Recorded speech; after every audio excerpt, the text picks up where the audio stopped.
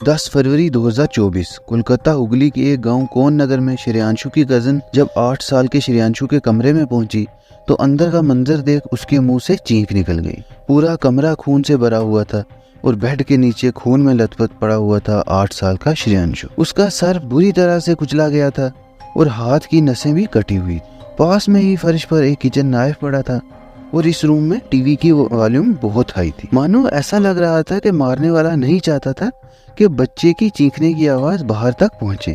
पर कौन था जिसने इस 8 साल के मासूम बच्चे को इतनी बेरहमी से मारा? आखिर इस 8 साल के मासूम बच्चे का क्या कसूर था, क्या गलती थी जिसकी सजा इस बच्चे को इतनी दर्दनाक दी गई? खैर, कुछ वक्त में घर पर पुलिस पहुंच गई और केस की इन्वेस्टिगेशन शुरू हुई। पुलिस ने बॉडी को पोस्टमार्टम के लिए भेजा। श्रेयांशु के पेरेंट्स का रो रो कर बुरा हाल हो चुका था। खैर, पुलिस ने अपनी इन्वेस्टिगेशन जारी रखी और फैमिली और पड़ोसियों की कॉल डिटेल्स और सीसीटीवी कैमरास भी खंगाले। और सीसीटीवी कैमरास खंगालते समय पुलिस के हाथ कुछ ऐसा लगा जिससे वो इस केस को सॉल्व करने के बिल्कुल पास पहुंच गए। श्रेयांशु के पिता पंकज शर्मा एक प्राइवेट फर्म में काम करते थे और उसकी मां शांता शर्मा एक रेस्टोरेंट में। 8 साल का श्रेयांशु क्लास 4th में पढ़ाई कर रहा था। इन्वेस्टिगेशन के दौरान पुलिस ने घर के हर कोने को चेक किया पर घर में कोई भी फोर्स्ड एंट्री का साइन नहीं मिला। और इससे ये तो क्लियर हो गया कि बाहर से कोई चोरी करने के या डकैत या किसी और इरादे से जबरदस्ती दाखिल तो नहीं हुआ। अब जो भी घर में आया है वो मेन गेट से ही आया है। पर यहाँ पर भी एक खास बात थी और वो थी इनका एक पालतू कुत्ता जो कि गेट पर बंधा रहता था और जब भी कोई अजनबी घर के अंदर आए तो ये कुत्ता उस पर भौंकता था। पर पुलिस ने जब पड़ोसियों से कंफर्म किया तो पता लगा कि 10 फरवरी को जिस टाइम बच्चे का कत्ल हुआ उस वक्त कुत्ता नहीं भौंका। इस इलाके में घर एक दूसरे से बिल्कुल सटे हुए हैं, इसलिए जब भी कुत्ता भौंके तो पड़ोसियों को पता लग जाता था। पर आज कुछ ऐसा नहीं हुआ, किसी को कुत्ते के भौंकने की आवाज नहीं आई। अब इसके बाद पुलिस का शक घर वालों पर और जान पहचान के लोगों पर आ गया, क्योंकि अगर कोई बाहर से आता तो कुत्ता उस पर भौंकता। अंदर बच्चे का कत्ल हो गया और कुत्ता भौंका भी नहीं।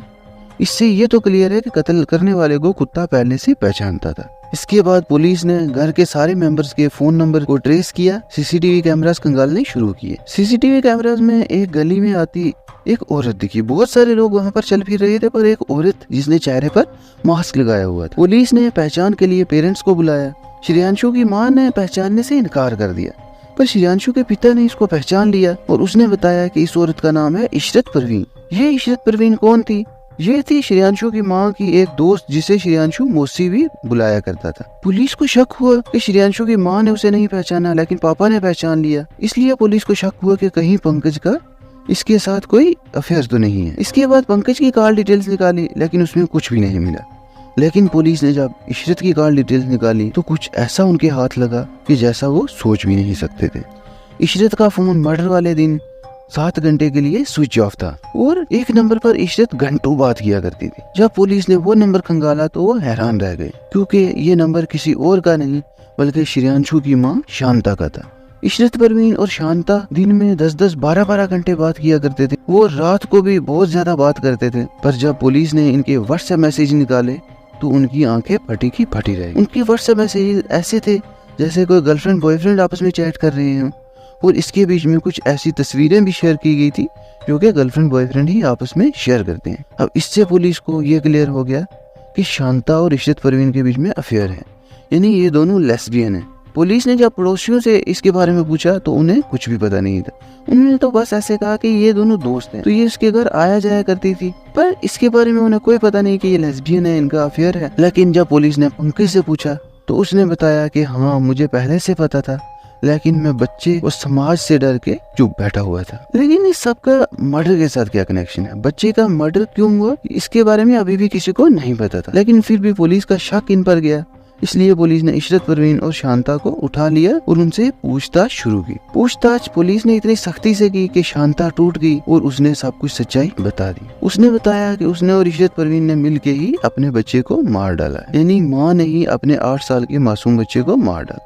लेकिन उसने ऐसा क्यों किया? जब पुलिस ने इसकी वजह पूछी तो शांता ने बताया कि श्रेयांशु एक दिन स्कूल से जल्दी घर आ गया। लेकिन जैसा ही श्रेयांशु घर के अंदर दाखिल हुआ, दरवाजा खुला था और अंदर उसकी माँ के रूम में श्रेयांशु की माँ शांता और इशरत परवीन कॉम्प्रोमाइजेबल सिचुएशन में बच्चे ने देख लिए। वो दोनों इंटीमेट इस कदर हो चुके थे कि उन्हें पता भी नहीं लगा कि दरवाजा खुला है और बच्चा घर के अंदर आ चुका है। बच्चे ने ये सब देखा, लेकिन वो चुपचाप करके दूसरे कमरे में चला गया। पर इसके बाद वो बच्चा माँ से नाराज रहता, माँ से झगड़ता रहता। चाहे वो बच्चा छोटा था, पर उससे कुछ ना कुछ समझ तो आ गया था कि ये जो भी है गलत है। अब इसके बाद शांता डर चुकी थी।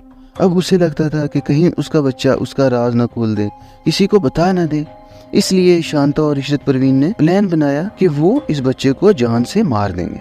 उनके प्लान के मुताबिक बच्चा एक दिन जब रूम में बैठा हुआ था तो इशरत परवीन पीछे से गई और पास में पड़ी एक मूर्ति से उसके सर पर वार किया। फिर माँ ने अपने बच्चे का सिर दीवार पर मारा। दीवार पर मारने के बाद जमीन पर पटका और जब उनका मन इतने से भी नहीं भरा तो माँ ने किचन से जाकर किचन नाइफ लाया और उससे बच्चे के हाथ की नसें काट दी और बच्चे को वहीं पर तड़पता देखते रहे कि जब तक बच्चे ने दम नहीं तोड़ दिया। क्योंकि ये प्लान मर्डर नहीं था, इसलिए उन्हें समझ नहीं लगा कि वो इसको कैसे छुपाएं। उन्होंने बच्चे को बेड के नीचे किया और खुद दोनों अलग अलग रास्ते से घर से बाहर भागे। शांता पीछे वाले रास्ते से भागी, इसलिए वो कहीं दिखाई नहीं दी किसी भी सीसीटीवी कैमरा में, लेकिन इशरत परवीन कैमरा में दिखाई दी और ये केस हमारे सामने खुलकर आ गया। ये केस भी रिसेंट है, 10 फरवरी का ही, इसलिए अभी ये कोर्ट में चल रहा है और इसमें कोई फाइनल वर्डिक्ट अभी नहीं आया। पुलिस से जब पूछा गया कि तुमने इस केस को कैसे सॉल्व किया, आपको सबसे बेस्ट हिंट क्या मिली, तो पुलिस का कहना था कि इनका जो पालतू कुत्ता है हमारे लिए सबसे बेस्ट हिंट वही था, क्योंकि कुत्ता नहीं भौंका। इससे क्लियर था जिसने भी बच्चे का कत्ल किया वो इनका जान पहचान का था या घर का ही था। इसी के साथ ये स्टोरी होती है खत्म। अभी इस केस पर कोई फाइनल वर्डिक्ट नहीं आया, इसलिए इससे आगे इसमें कोई भी अपडेट नहीं है। जब भी इसमें कोई अपडेट आएगी मैं कोशिश करूंगा कि आपको पिन कमेंट में अपडेट रखूं। तो ये थी आज की वीडियो। उम्मीद है आपको हमारी वीडियोस पसंद आएंगी। ऐसी ही वीडियोस के लिए सब्सक्राइब करें हमारा चैनल।